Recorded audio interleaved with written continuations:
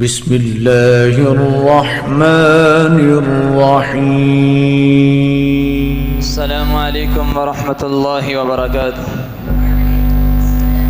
الحمد لله رب العالمين، والصلاة والسلام على أشرف الأنبياء والمرسلين، أما بعد. أعوذ بالله من الشيطان الرجيم. بسم الله الرحمن الرحيم. الذين آمنوا وتطمئن قلوبهم بذكر الله، ألا بذكر الله تطمئن القلوب. وقال النبي صلى الله عليه وسلم: مثل الذي يذكر ربه والذي لا يذكر مثل الحي والمیت. رواہ البخاری. حضرات گرامی قدر، دنیا کا ہر انسان اطمینان میں قلب کا متلاشی ہے. ہر نوع انسان یہ چاہتا ہے کہ اسے دلی سکون حاصل ہو جائے. کسی انسان نے سکون قلب کو بڑی بڑی عمارتوں اور بنگلوں میں تلاش کیا مگر سکون قلب کو حاصل نہ کر سکا.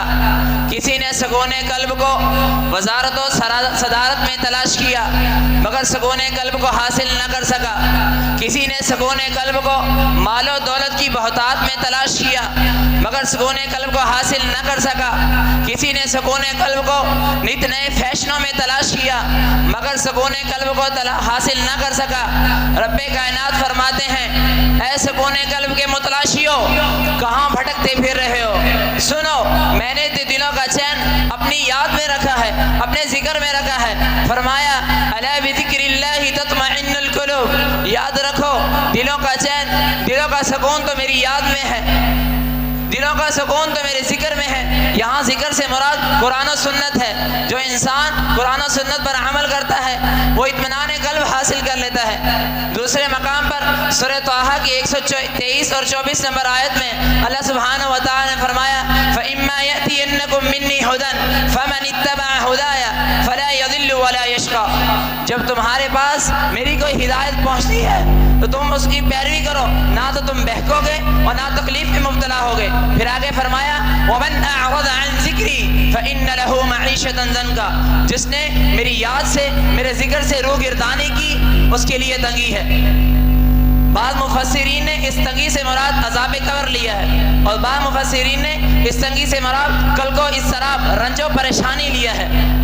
سامعین کرام، تیسرے مقام پر سورہ نحل میں اللہ سبحانہ و تعالی نے فرمایا: من عمل صالحا من ذکر او انثى وهو مؤمن فلنحيينه حیاة طیبہ ولنجزینهم اجرهم باحسن ما كانوا يعملون.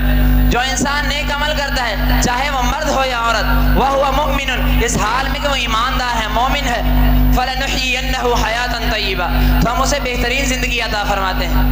وَلَنَجْزِيَنَّهُمْ أَجْرَهُمْ بِأَحْسَنِ مَا كَانُوا يَعْمَلُونَ، اور اسے نیک اعمال کا بدلہ ضرور دیتے ہیں.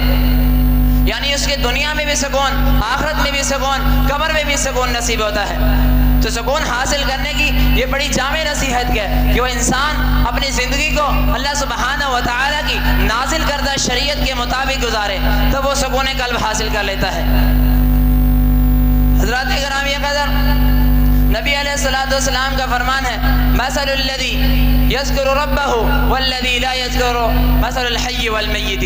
اللہ کا ذکر کرنے والے کی اور نہ ذکر کرنے والے کی مثال زندہ اور مردہ کی طرح ہے. یعنی جو انسان اللہ کا ذکر کرتا ہے، اللہ سبحانہ و تعالیٰ کی عبادت کرتا ہے، وہ سکون قلب حاصل کر دیتا ہے. اللہ سبحانہ و تعالیٰ سے دعا ہے کہ اللہ تعالیٰ ہمیں اپنا ذکر کرنے کی، اللہ کی یاد میں اپنے آنسو بہانے کی توفیق عطا فرمائے. آمین. وما علینا الا البلاغ المبین.